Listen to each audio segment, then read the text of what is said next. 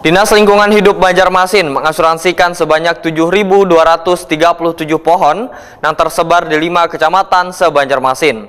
Asuransi ini dilakukan karena seringnya terjadi pohon tumbang, bahkan ada yang menimpa rumah warga, mobil hingga mengenai orang. Asuransi dibayarkan per tahun dan di tahun 2024 ini premi yang dibayarkan adalah sebanyak 100 juta rupiah dari anggaran pendapatan Wan Belanja Daerah Banjarmasin. Dinas Lingkungan Hidup Banjarmasin mengasuransikan sebanyak 7.237 pohon yang tersebar di 5 kecamatan se-Banjarmasin. Asuransi ini dilakukan karena seringnya terjadi pohon tumbang, bahkan ada yang menimpa rumah warga, mobil hingga mengenai orang. Asuransi dibayarkan per tahun. Di tahun 2024 ini premi yang dibayarkan 100 juta rupiah dari anggaran pendapatan Wan Belanja Daerah Banjarmasin.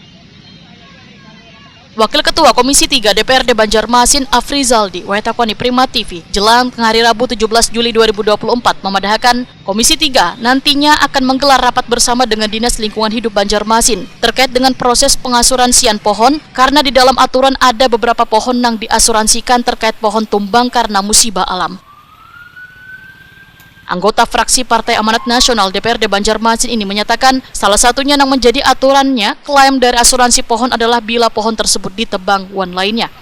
Dan lain-lain. Nah, makanya nanti kami akan konfirmasi juga kepada Dinas Lingkungan Hidup ini terkait pohon-pohon tumbang karena musibah alam ini sistem klaim ini seperti apa? Asuransi yang diasuransikan oleh Dinas Lingkungan Hidup juga apa? Tindakan yang dilakukan dinas ini sudah tepat untuk mengasuransikan pohon ini sebenarnya? Sebenarnya asuransi ini mungkin salah satu upaya dari mereka untuk bisa menjamin keberadaan pohon tersebut ya. Niat baiknya mungkin seperti itu.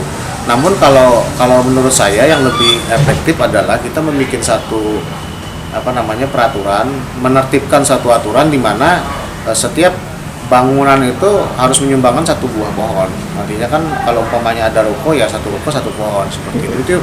Itu menurut saya lebih efektif dibanding kita dibebankan untuk memelihara pohon-pohon menggunakan APBD ataupun mengasuransikannya seperti ini. Jadi masyarakat itu terkesan tidak merasa memiliki dan tidak merasa dilibatkan dalam hal memelihara pohon-pohon tersebut.